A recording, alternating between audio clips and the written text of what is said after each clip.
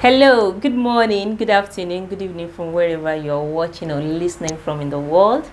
If you're joining me for the first time, this is the creative director of Phitop'S. I'm from Sunny. Yeah, I know some of you are seeing my face for the first time because I don't usually show myself. And this is me, yeah, get used to me. Welcome once again. And today I want to show you some things about the basic bodies we use that gives us the perfect fit. Yeah, it is the ultimate goal of every fashion designer or dressmaker to achieve a perfect fit on every outfit they make. Okay, and the perfect fit starts with a perfect body measurement, a perfect patterning, or let me say cutting method, the sewing and all that.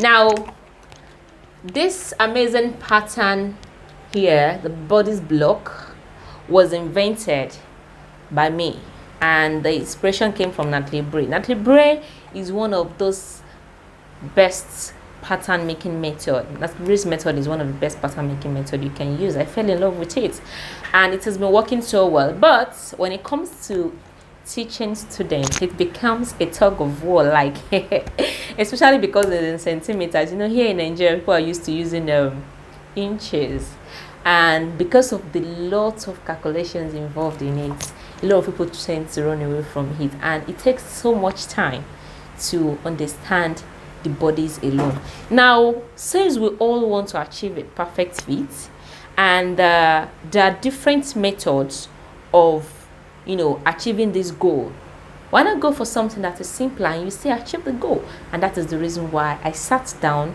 drew some inspiration from Natalie Bray, and came about my own Bodice method. And since about 2018, yes, that I invented this pattern, have been teaching my students, have been using it for my clients. It has been working magic.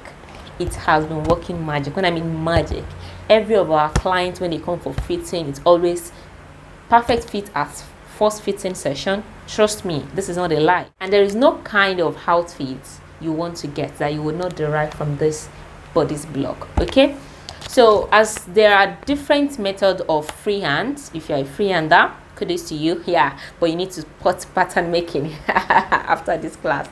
Yeah, so as there are different methods of freehand, so there are different methods of pattern making rather.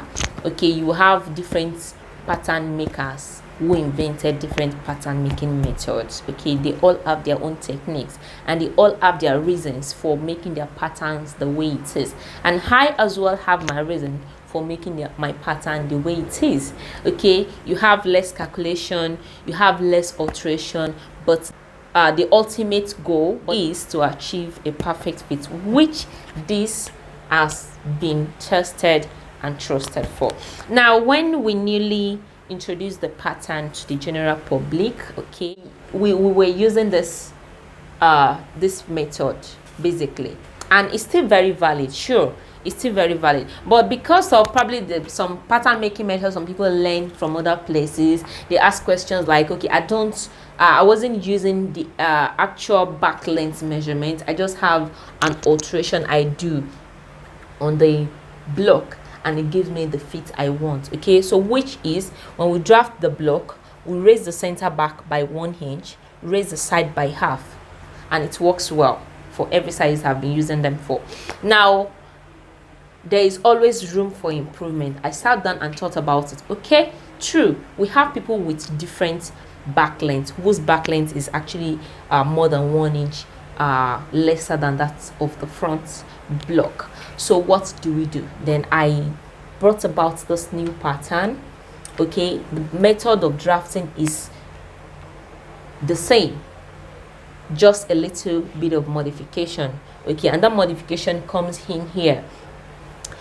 For the one we were using, the NP starts of the back. The NP of the back starts right from the top line, but this time around I moved it down by ½ inch. Okay, that has automatically removed ½ inch from the length of the back. Now here we raised here by 1 inch, okay, and raise the side by half.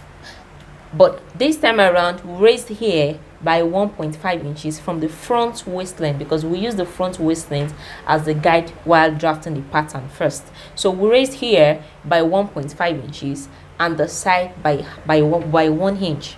Okay, this does not render this one invalid. It's still very valid. As a matter of fact, this is a client's pattern. Okay, now it depends on the measurements you are working with. Some people have difference of 1 inch from the back and the front body front waist length.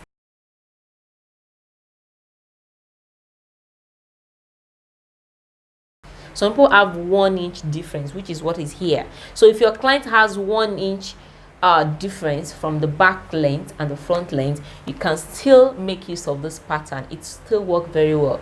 If they have 1.5 inches difference, you can still use this, okay, but raise the center back up by 1.5 and the side by 1. Take note of that. And if they have about 2 inches difference, you make use of this.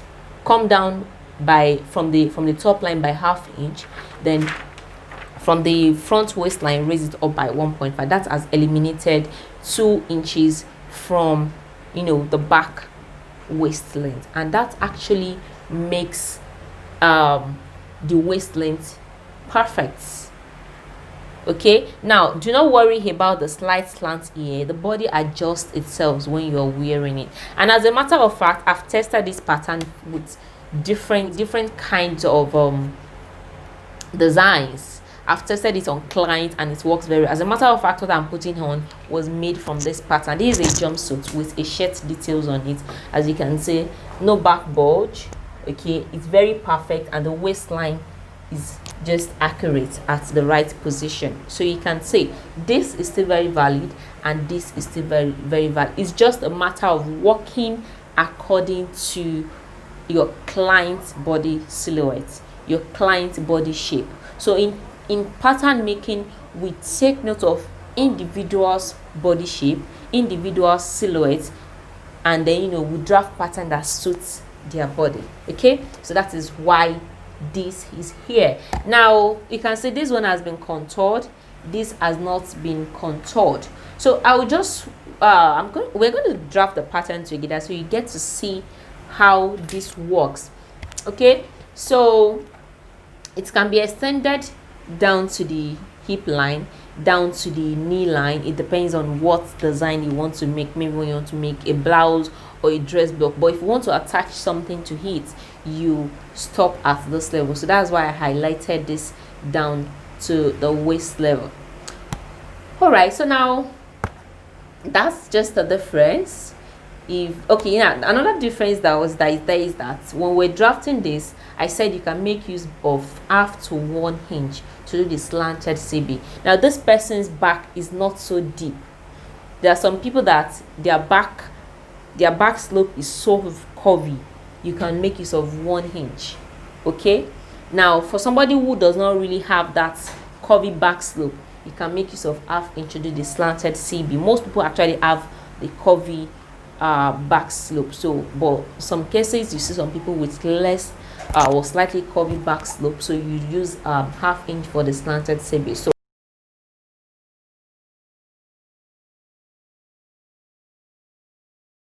in a nutshell, both patterns are valid, and that is the purpose of making this video. Okay, just a little bit of modification, and to let you know that this modification doesn't render this one useless. If you have been using it, I still make use of both of them and they are working perfectly well. So it all depends on the measurement and the body size.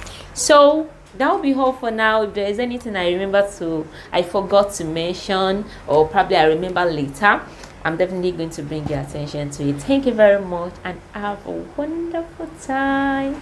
Thank you.